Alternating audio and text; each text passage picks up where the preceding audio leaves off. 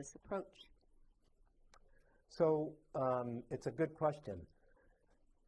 We don't have any beliefs here. We have principles that we follow because they've been proved in the laboratory of the existence of so many self-realized beings, so many masters, and then in addition proved in the laboratory of the existence of so many devotees, so many students who come here, and also those who take up discipleship.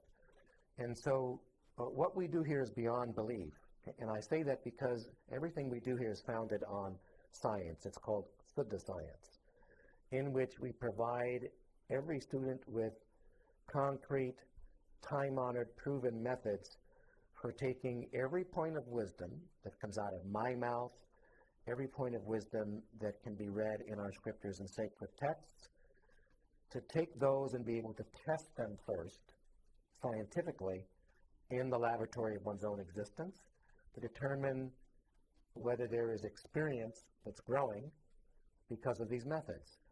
And so there is a certain amount of belief that's necessary when one first comes here, belief in the context of having enough faith to begin to dive in. Other than that, belief is useless. And I know that there are certain religions and spiritual paths in which it's all about belief, and that's all they talk about. But that's not what happens here. However, we do have principles. We have principles that lead us, and they are principles that are based on the utterances of wisdom of sages of steady wisdom who have realized everything that is worth realizing. And so I can share what some of those are. The first is that God exists in everything and everyone equally. It's not just a belief, because people who come here in very quick order begin to experience this fact. Some people take it as a belief to start with, and that's fine. But it's a principle.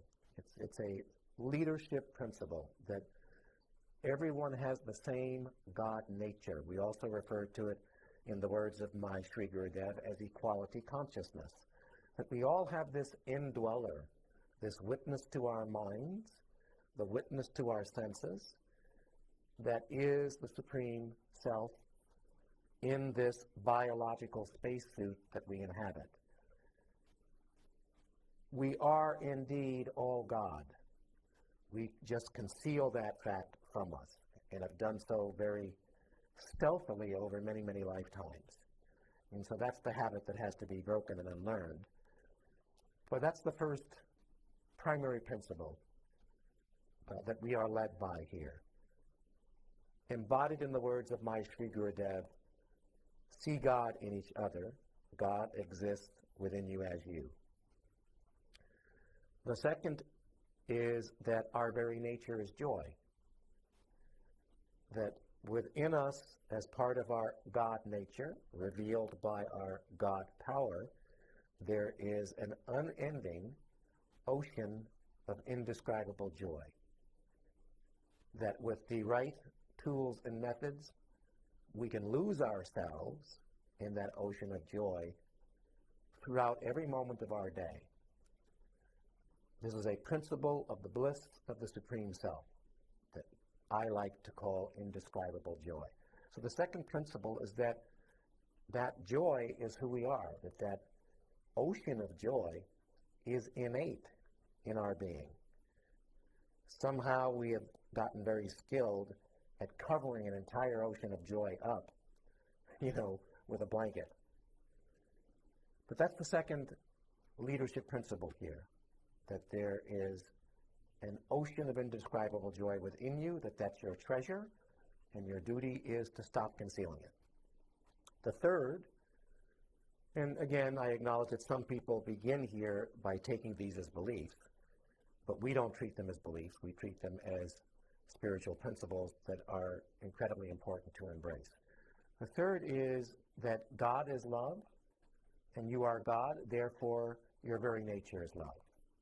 This is a love without distinctions, a love without conditions, and that love is who you are.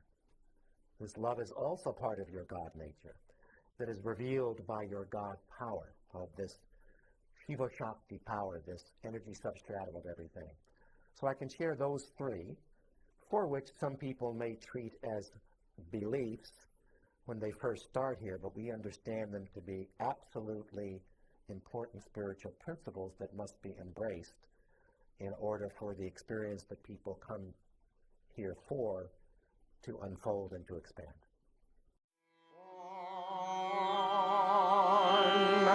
Nam